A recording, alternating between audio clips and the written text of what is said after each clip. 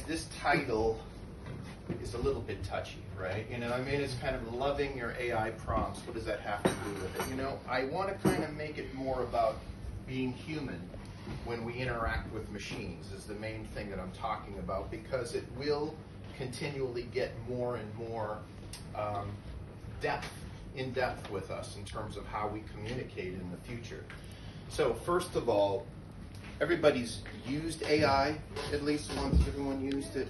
Okay, all right. So when we say an AI prompt, everybody knows what that is. That's kind of how can I help you today, and I can either type into it or talk to it or give it a picture or a lot of other different types of things. So it's how we interface with the machine. Well, I'm sure everybody that's got a pulse in here has used search before on the internet, and we know that that's more of a straightforward process. It's actually technically very involved in and of itself to do it very quick in that, but it's a much more methodical way of doing things. You have search terms, it calculates how many of them matched, how close together the terms were to each other, all kind of things like that. Very, very routine of how it does it, just very, very fast. The difference with AI and what you know as large language models and communicating with it is that they were taught to pay attention to us. Just like humans pay attention to each other, right? We say pay attention, you know, but we naturally pay attention to people as they're talking to us. And we also try to figure out the real meaning of what somebody is asking us. Maybe it's not coming out directly, but when they put a few different sentences together, we kind of get a lot of feel for it. You know, we get some things that I'll talk about and you know, going forward, some practical tips for you, like, you know, giving context. Why are you asking for this information? You know, what is the goal of what you're asking this about, etc. I'm going to talk about a few of those things later. But just in the history of this all came about from a seminal 2017 paper called Attention is All You Need, out of Google Research. And there's actually belief that Google could have almost owned the entire AI space, but they sort of ignored that, the results of that for a while, and I think people like OpenAI took advantage of that little void. But the idea of it is that unlike search, where I take this collection of things to go look for, AI is listening word by word as it's processing your information, and it's changing how it goes and looks for information. That's the easiest I would say it, without getting too in depth through this technology called transformers. But the idea of it is you need to be responsive with it too. You need to be expressive with it and really give a little bit more of yourself. I see people still using kind of search terms, you know, when they're using AI, and it kind of gets to me because I'm like, you really could get much more pinpointed answers. So why is this important that I'm telling you to reach out and touch your machine in the virtual sense as much as you can? Because this is going to continue to grow.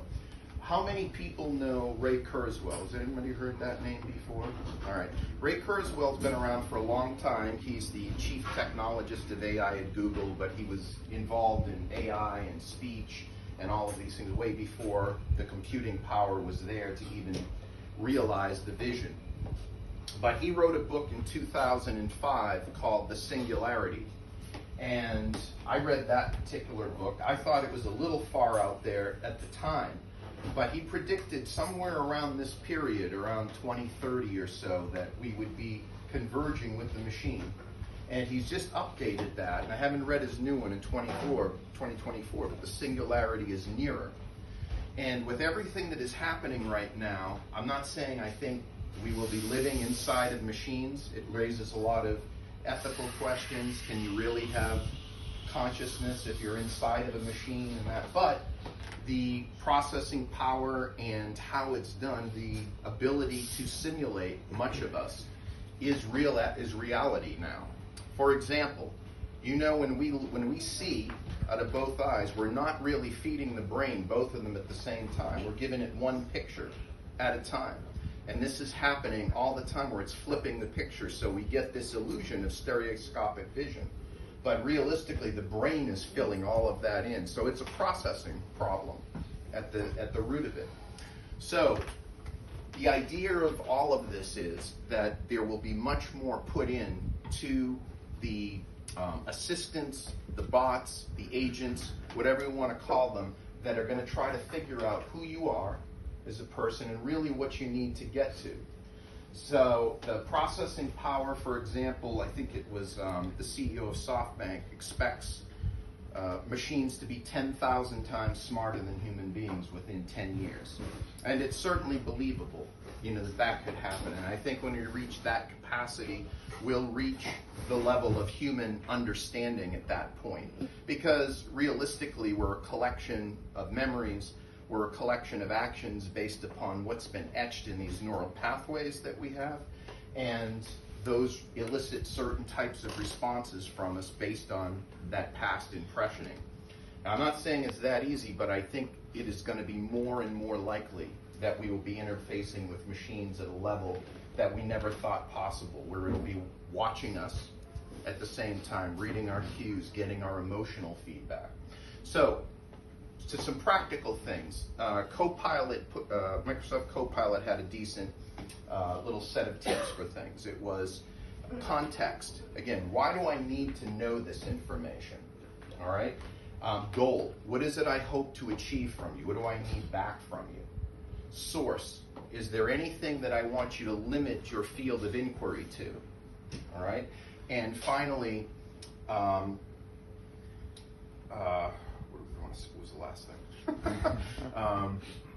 Kind of the expectation that you have for the result that comes back. So an example of that would be of adding all of those features. Let's say we know this famous quote, cognito ergo sum. Everybody knows that. I think, therefore I am, right? So I want to know about the author of that, Rene Descartes, but I want to know specifically about when he was younger, what made him think the way he thought. So I would ask a question like, I'm giving a talk to a speaking group about Rene Descartes. I want to limit this to his early life and what impressioned upon him. I want to create simple talking points because the team that I'm going to be presenting this to may not have English as a first language, and I want to keep it more straightforward. And it did generate for me exactly what I asked. Very straightforward sentences, very specific to what I asked it for. And I can tell you that if you start thinking like that and communicating with AI like that, you will get better results. And I say as a challenge to you, try to put one of those together, okay, with all of those elements, then remove one of those elements and see how it changes what it says back to you, because it doesn't have any more one of those pieces. So guys, this is sort of a practical tip type of thing, but on the feeling of emotion and that today, we need to kind of communicate with our machines more humanly. And we're going to get closer with them. I don't know if we'll ever physically touch them at some point, but we never know. So be kind to you because they are taking over. Thank you very much.